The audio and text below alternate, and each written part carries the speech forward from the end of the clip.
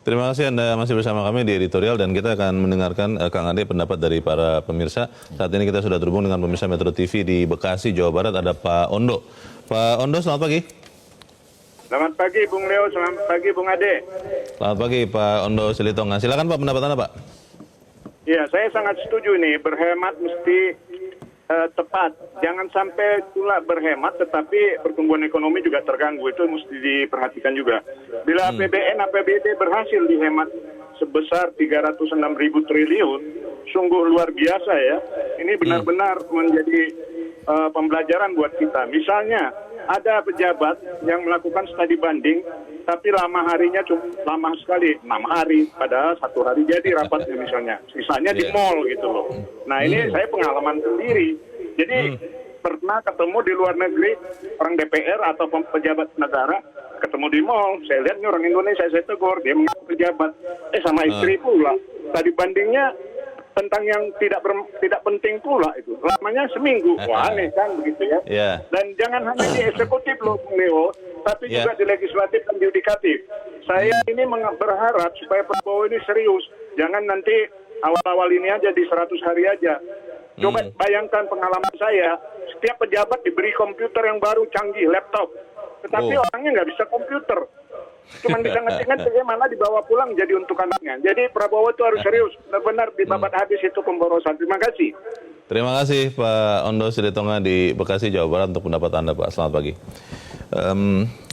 Bagaimana memastikan bahwa efisiensi yang dilakukan ini Kang Ade memang efektif? Karena saya khawatir begini, ini malah dijadikan alasan oleh pejabat yang nakal, baik di eksekutif, yudikatif maupun legislatif seperti tadi kata Pak Ondo, untuk menjadikan alasan bahwa kemarin dipotong sih anggarannya, akhirnya jadi kami tidak optimal bekerjanya. Bagaimana Kang?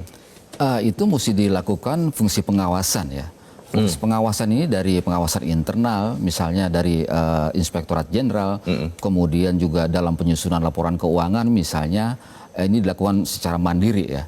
Kalau kita lihat dari Undang-Undang Nomor 17 Tahun 2003 tentang keuangan negara, itu jelas asas-asas pengelolaan keuangan negara. Asas-asasnya itu adalah secara proporsional, kemudian secara akuntabel, kemudian partisipasi, dan laporan keuangan itu diperiksa secara mandiri oleh badan pengawas oleh badan pemeriksa keuangan. Jadi jelas prinsip-prinsip itu harus dilaksanakan. Efektif tidaknya tergantung dari kontrolnya, saya kira harus dilakukan. Jadi kita dalam melihat efektivitas ataupun juga efisiensi anggaran ini mesti dilihat dari hulunya ya, dari hulu sampai hilir. Bagaimana sistem perencanaan, bagaimana prosesnya dan sebagainya. Kemudian juga fungsi kontrolnya bagaimana. Jadi kalau tanpa pengawasan, ini menurut saya semuanya ini akan jalan sia-sia. Tetapi pengawasan pun mesti efektif. Jangan sampai pengawasan ini seperti pagar makan tanaman.